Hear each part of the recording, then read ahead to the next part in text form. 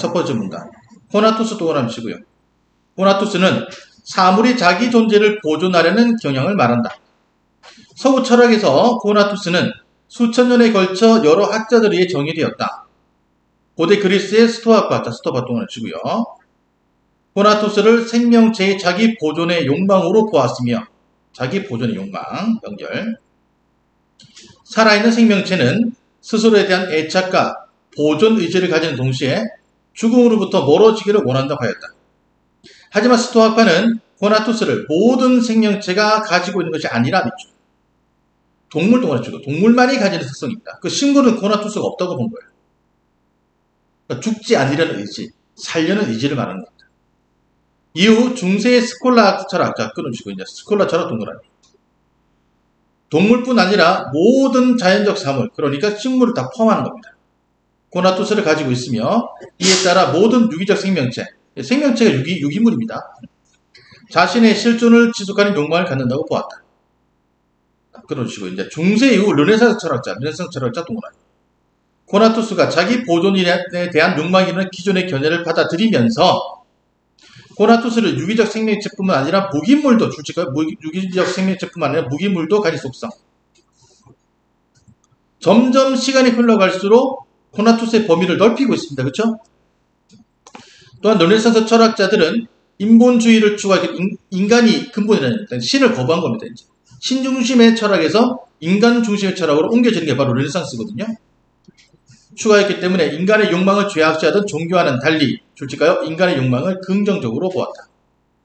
이런 관점에서 자기 보존의 욕망이 코나투스 또한 인간이 가지는 당연한 속성이라고 생각하겠다. 그래서 첫 번째 문단은 코나투스의 범위가 시간에 따라서 넓어지고 있다라고 얘기했습니다. 자, 두 번째 문단.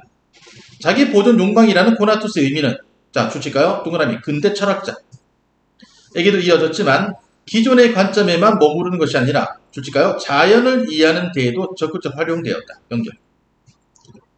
무기물도 코나투스를 가지고 있다는 르네상스 시대의 인식을 이어받아서 무기물도 코나투스가 있다고 인정을 했습니다. 이를 물체의 운동에 적용하고자 했다. 데카르트 동그라미 치고요. 데카르트가 이제 근대 철학자 중에 한 사람입니다. 어떤 물체가 현재의 상태를 유지하고자 하는 속성을 코나투스에 의한 것이라고 보았다. 이 관성의 법칙 아닙니까? 예를 들어, 예시 나옵니다. 다른 외부 힘이 간섭하지 않을 때 날아가는 공이 관성에 따라 동일한 방향으로 계속 운동을 지속하는 것은 방향 운동량을 보존하려는 일종의 자기 보존 욕망에 해당한다는 것이다. 데카르트는 근대 이전의 철학자들과 달리 코나투스에 담긴 생물학적 함축적 의미를 제외하고 어떤 물체 상태를 기술하는 중립적인 표현으로만 코나투스를 사용하였다. 데카르트하고 연결. 홉스 동그라미 치고요. 한번 끊어줄게요. 앞에. 자연의 이해를 위한 방법으로 코나투스를 활용하였다. 홉스는 코나투스를 인간이 알기 어려운 단위에서 벌어지는 물체의 운동이라 말하였고 우리가 관찰하는 모든 운동은 코나투스의 집합이라고 하였다.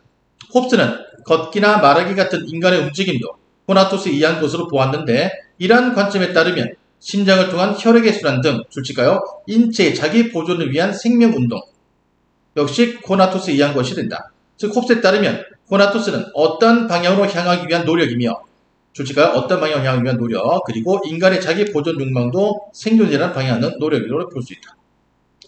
자, 그래서 두 번째 문단은 근대 철학자들, 특히 데카르트와 홉스의 코나투스에 대한 생각을 정리했습니다. 네 번째 문단. 세 번째 문단입니다. 세 번째 문단. 코나투스에 대한 가장 적극적인 태도를 보인 철학자는 근대 철학자는 스피노자 동그라미. 그래서 두 번째 문단과 세 번째 문단은 근대 철학자들의 코나투스에 대한 관점을 정리하고 있습니다. 스피노자는 역시 다른 학자들과 마찬가지로 자기 보존을 위한 욕망이라는 관점에서 코나투스를 바라보았다. 스피노자에 따르면 실존하는 것은 신 또는 양태이다. 스피노자가 말하는 신은 동그라미 치고요. 종교에서 말하는 인격적이거나 정신적인 존재가 아니라 이거 아닙니다. 우리가 살고 있는 자연 그 자체가 바로 신입니다. 이것은 또 무한한 속성을 가지고 있는 하나밖에 없는 실체예요.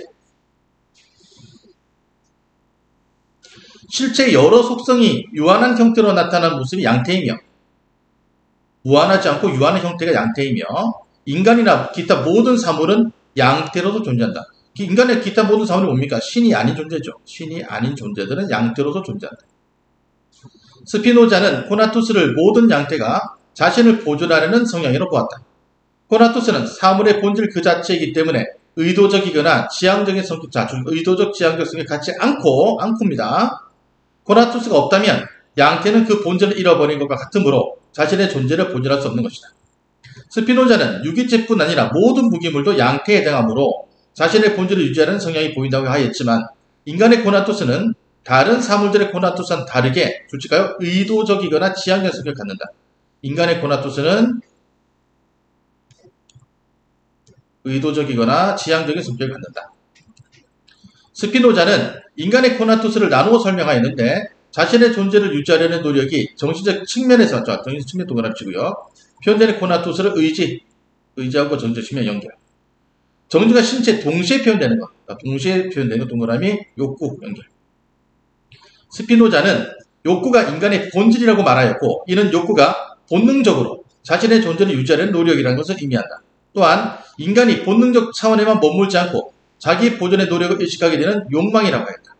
자기 보존을 위한 노력이라는 점에서 욕구와 욕망을 동일하다 볼 수 있겠지만 욕구는 의식이 앞서는 것이죠. 욕구는 의식이 앞서는 것. 바로 본능적인 활동하고 연결. 욕구는 본능적인 활동입니다. 예를 들어 신생아가 생존을 위해 본능적으로 엄마의 젖을 찾는 것은 욕구에 해당한다고 볼 수 있다. 반면 어린아이에게 어떤 음식을 주었을 때 그 음식을 거부하는 것은 의식에 의해 나타나는 행위 주치고요. 이건 바로 욕망입니다. 자, 욕구와 욕망을 구분하고 있습니다. 자, 네 번째 문단. 스피노자는 인간이 단순한 생존을 넘어서서 더 나은 삶을 지속하고자 하는 욕망을 가진다고 보았고 이를 위해 타인과의 공존이 필요하다고 하였다.